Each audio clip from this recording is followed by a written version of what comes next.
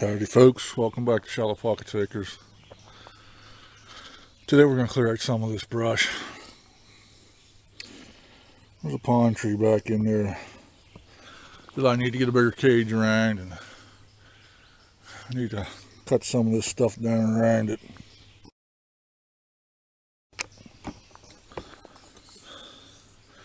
I'm down on the driveway into my old campsite here. We'll get some of this cleared out and turn it back on here and show you how things are looking then. Okay, we got cleared out there around it now. You can see it there now, and there's a hazelnut bush up there beside it, and another that one of my granddaughters brought home one year from school, and go over here and look at them.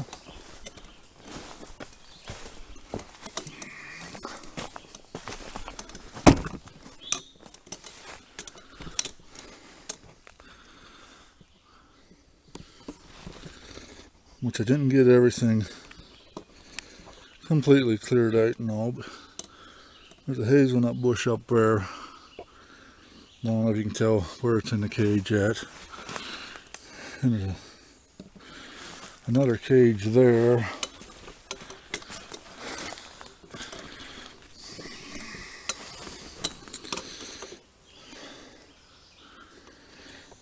Which the girls brought home the one year. And they're either dogwood, crabapple,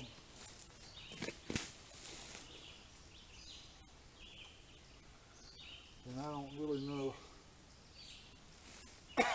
which one it would be on this plant here, which I'd kind of given up on it at one point, but it's still growing, and I'll put a cage back around it. The big thing, I was wanting to get this pine tree out of the smaller cage and get some more sunlight into it.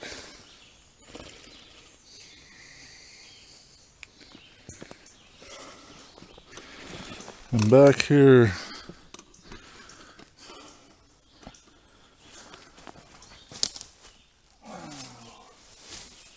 trying to cover them up.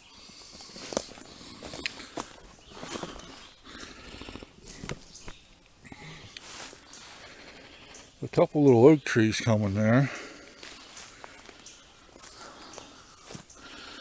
which I think I'm just going to throw this smaller cage on top of them.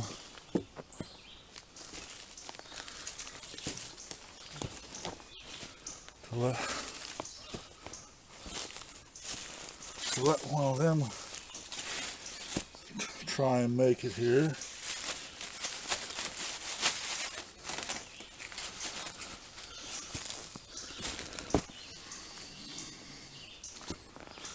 Can't seem to get my post out.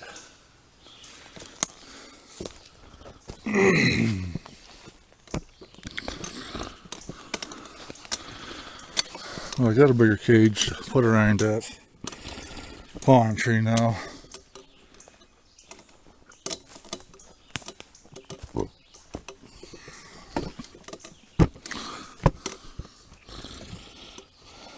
So I'll go get my bigger cage for that pine tree and get it on there. We'll turn you back on.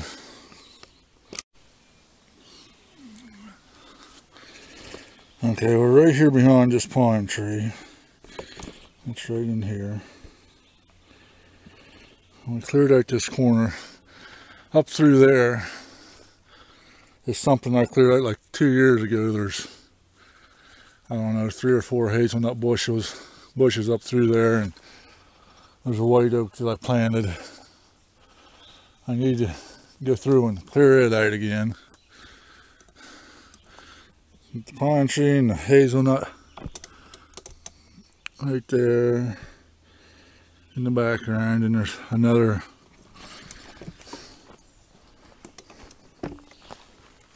this is either supposed to be a crabapple or a dogwood, and I ain't recognizing the leaves on it.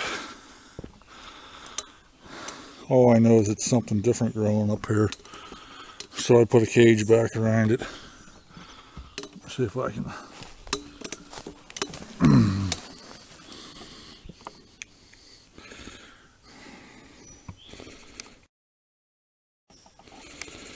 I don't know if I got anybody watching that can tell me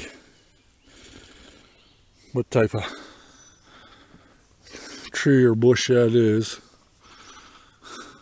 And I can't be 100% sure, because I had this thing caged, and the cage got knocked off of it for a year or so. Then I happened to notice that there's something different coming up here, so I put a cage back around it again.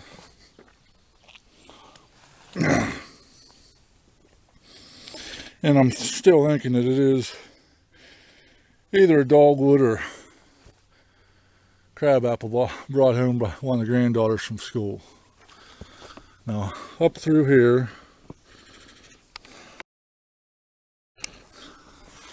and I don't know if you can see it or not, but up there where I stopped, there's a cage.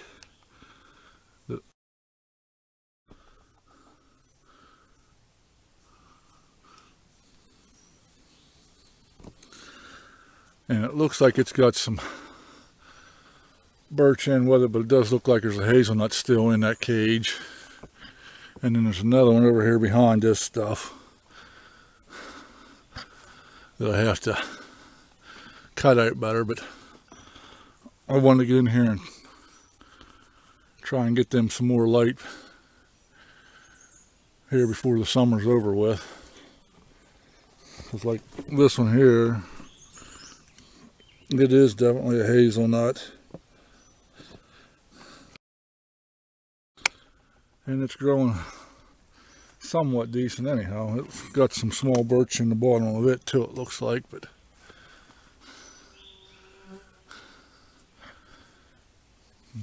I need to get up here this year and cut the rest of these hazelnut bushes out a little more again, which also takes away from some of my road screening doing this, but the hazelnut bushes need to get growing and filling in and provide me some screening.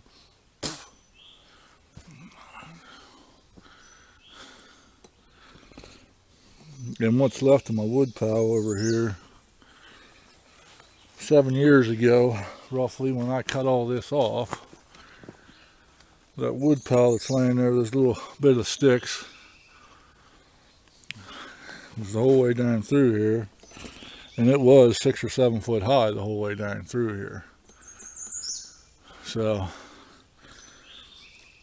those that are worried about piling stuff up being an eyesore, in a matter of 7, 8 years, a pile of wood 6 foot high is decomposed to nothing, pretty much. At least here in Pennsylvania. If you get winter snow on it, and it's gonna push it down, and then with it just decaying, it's just a matter of a few years actually until it's gone.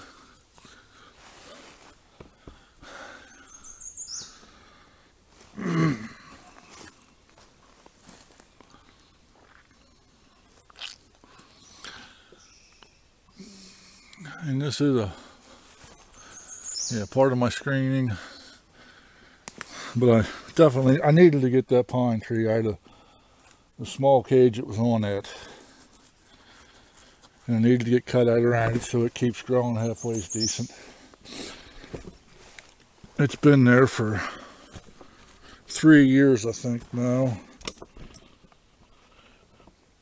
And it's grew that much in 3 years, which it was probably half the size of that top that's in it now. Well, it'd probably about that size with the roots on it, but half of it would have been green and the rest of it would have been roots.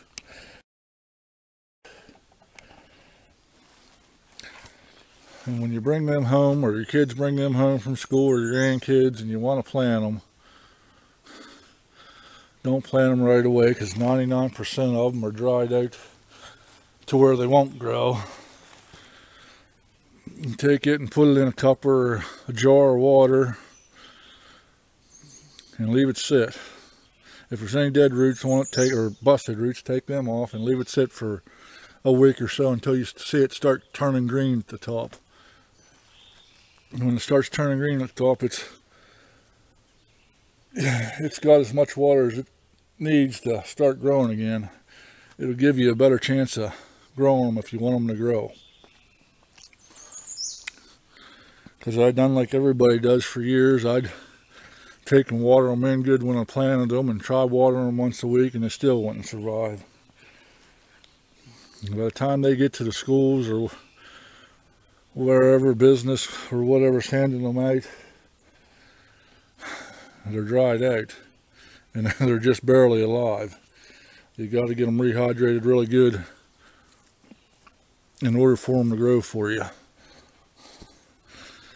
If I knew that sooner, I'd have 15 of them probably out along here in place of that brush pile that has broken down on me over the years.